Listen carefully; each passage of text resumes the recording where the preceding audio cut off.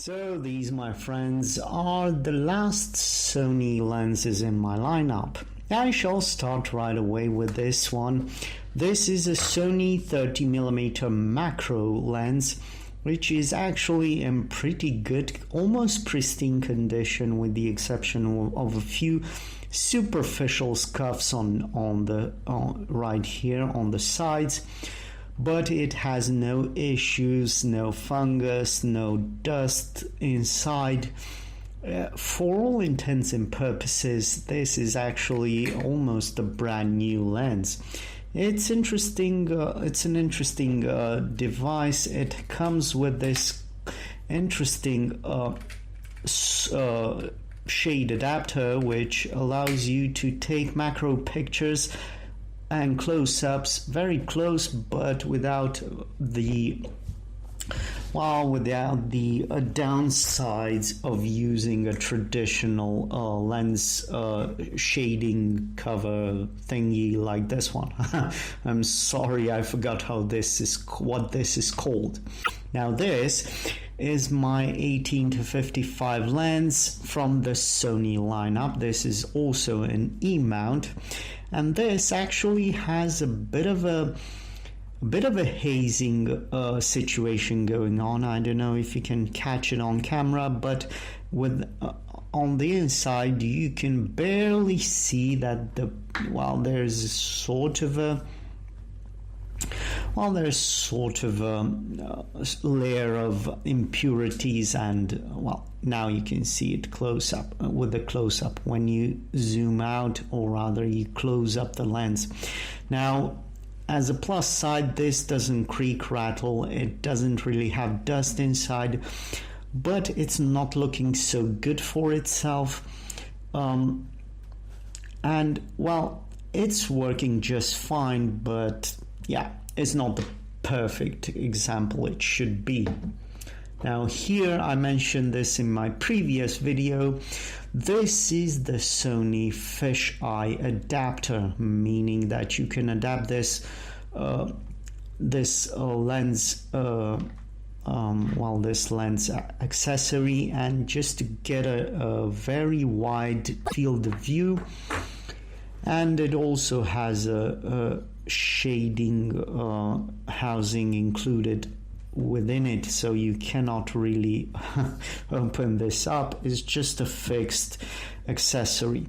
Now this has a few scratches and marks on it, and it's not the greatest example, but also it's a very niche it has a very niche usage, so I'm not too worried about the condition of it, because anyone who buys this knows what they're getting into. And also, if you take some pictures and you can get the scratches in the in the end results, then you can also remove them digitally by editing the photos themselves.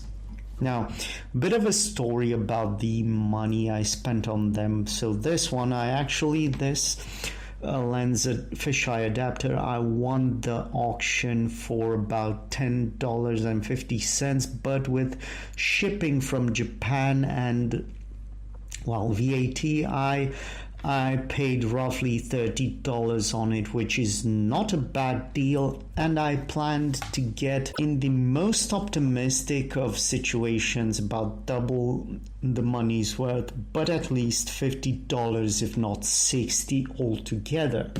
Now for the Sony 18-55, this was a similar story. I won the auction for about $10.50, so it stayed that way. So the starting price was $10 or so I got it for, I don't know, maybe 15, but anyway, way below $50 including VAT and shipping, which is actually a great deal. I planned to get for this lens about $80 to $90, but I am realistic, and I am fully transparent when disclosing the issues with these lenses. So this is not as I mentioned before, you can see the hazing. This is not the most exquisite example out there. So Honestly, as with my Nex-C3 and 3N camera, I'm willing to take a bit of a loss, or rather not make any money at all on this lens, and hopefully somebody who will get it, well, he will get a good deal, meaning I will sell it on for about $45, which is more or less what I have paid for it. Now with the Sony macro lens, now actually this is not a cut and dry story, or rather it's not so pleasant for me, because all in all I have spent about $110 on this lens, and I was planning to get at least $130, which it is a profit in the sense that you sell it on with a higher cost than you paid for it. But honestly, considering how much I paid for it and how little interest it has gathered, I believe I will be selling this lens also without making any profit at all. So all in all, I guess I'm trying to say that with the last remaining lenses and accessories and camera from Sony, I'm not really making any money on this on these purchases, on trying to flip these cameras for profit, as you can see. So, well, I guess the moral of the story is win some, lose some.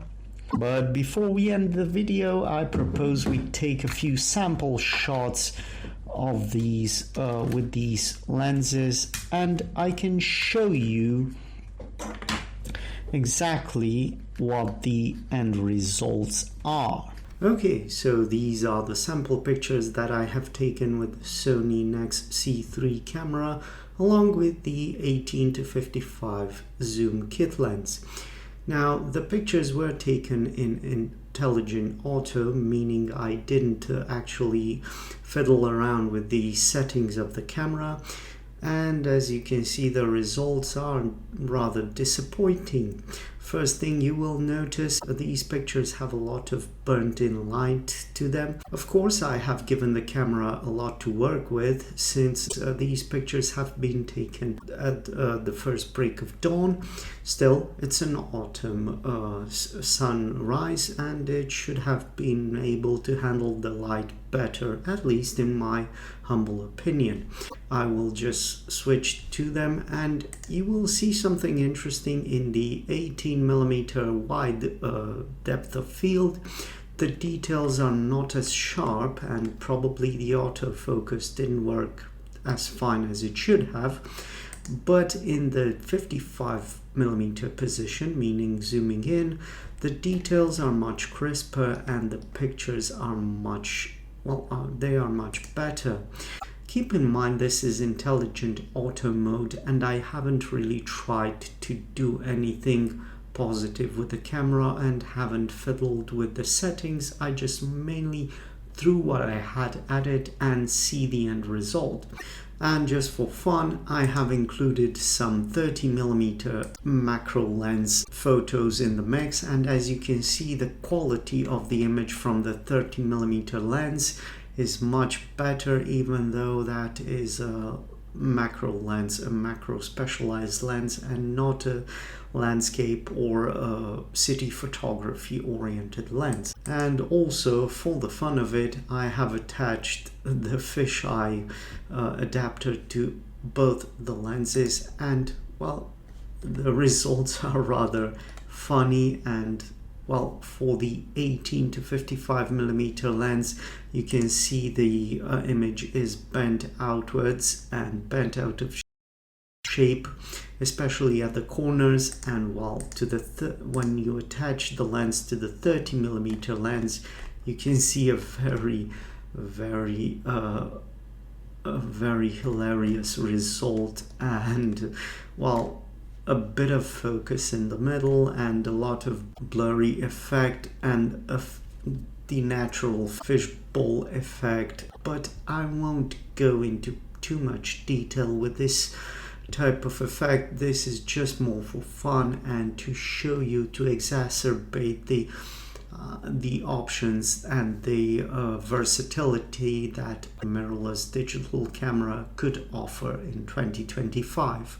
By the way, how about this bulky looking camera right here? It really looks professional, even though these are just obsolete accessories in the Sony E-mount system. So thanks for watching, and I guess I shall see you in the next one. Bye bye.